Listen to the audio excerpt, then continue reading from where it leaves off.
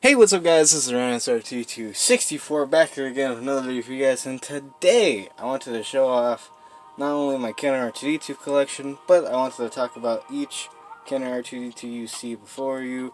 So let's get right into this with the first one from 1978. So this is the first R2D2 released in the first line of Star Wars Kenner action figures back in 1978. There weren't any Star Wars toys ready yet by December of 1977, so what they had to do is they had to sell pieces of paper that you literally had to sign, so they would send you 4 figures, and one of the 4 figures was R2D2.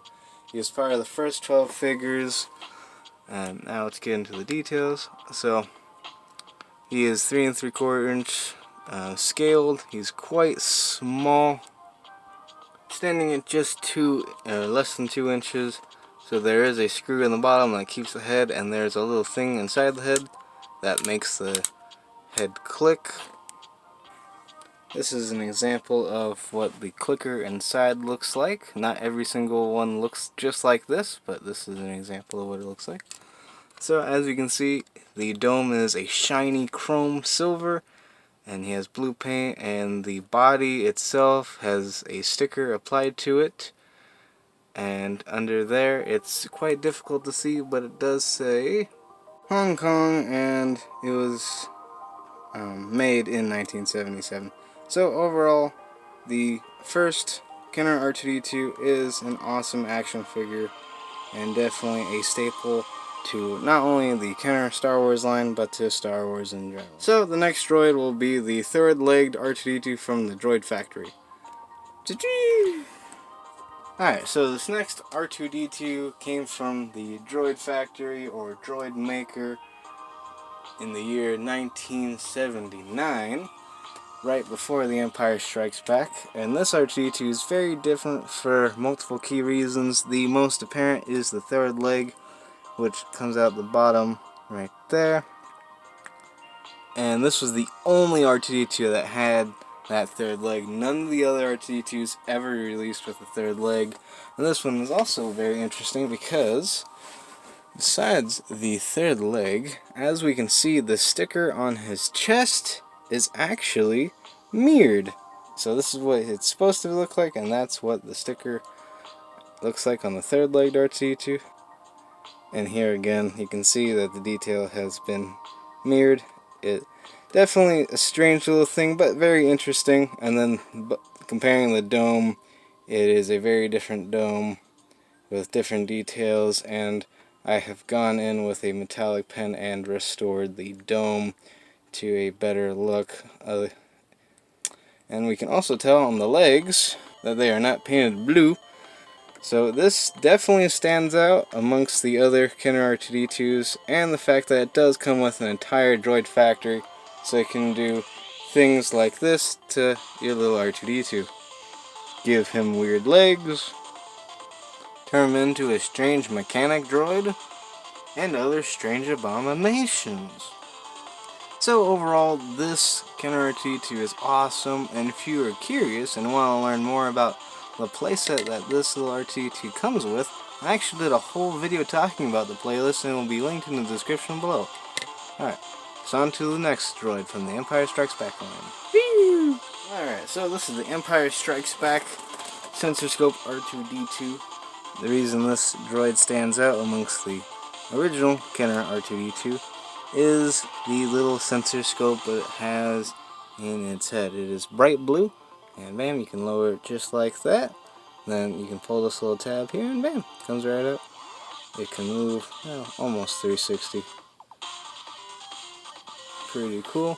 And it is the same body, same sticker, and mostly the same dome details. As we can see, it's just I believe it's slightly different. Yeah, I believe they're slightly different compared to the original one. I don't know if that has to do with the amount of paint that this particular one had or what, but slightly different. But definitely a neat variant to have in your collection, and that sensor scope is very important to the storyline of Empire Strikes Back. One last interesting part about this R2D2 is it initially came with Hoth playset, which included a Hoth Luke Skywalker, a Rebel Trooper, and the pop-up Kenner R2D2. So, moving on to the last Kenner R2D2, and this one also has an interesting pop-up feature. Woo! So this is more or less the final Star Wars Vintage Kenner R2D2 released. It has this pop-up lightsaber, and the dome is drastically different, especially compared to the original. And it also has a hole. And the hole is actually different. It is smooth, other than it is a smooth circular hole compared to the triangular hole. Triangular, I don't even think that's a real word. Anyways,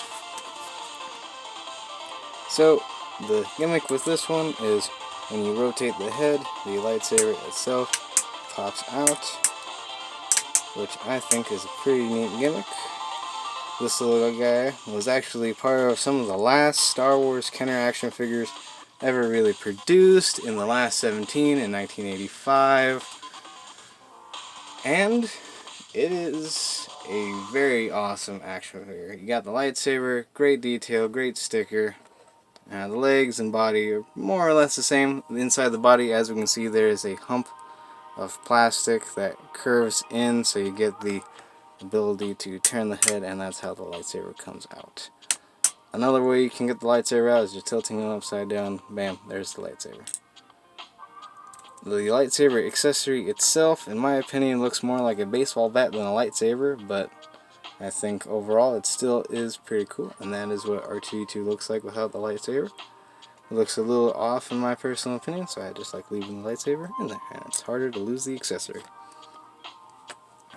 This is actually not an original Kenner R2D2. This is actually a reproduction made by a fan that I bought off eBay, and to me it is to the nines. It is amazing. From what I've heard, it's more or less one-to-one with the original, and I just wanted to mention that. So yeah, pretty freaking awesome. I have one of the many of holy grails of R2D2s. So let's get into my final thoughts. Overall, this journey to collect all of the Kenner R2D2s has been a very interesting one from my personal perspective.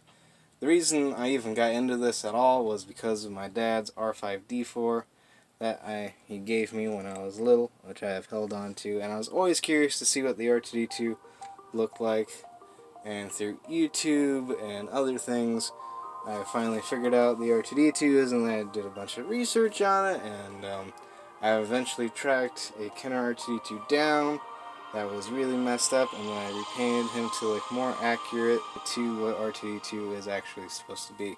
He actually doesn't have that really super shiny chrome. And after I restored this little R2D2 that I got first, I decided to go and collect the rest of the series of Kenner R2D2s. And I can easily say I am very satisfied with this small collection, and very proud that I was able to find them all and restore them all, and it is an honor to own them. So, in conclusion, I have not one, but two holy grails of R2D2 collecting. I not only have the pop-up Kenner R2D2, but I also own the Sideshow Collectibles R2D2.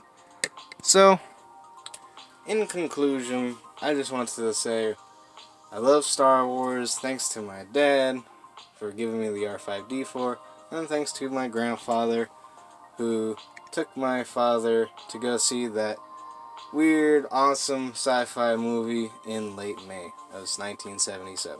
So, anyways, guys, this is Ryan SR2264 signing out my amigos. Peace and have a great day. And the Force will be with you always.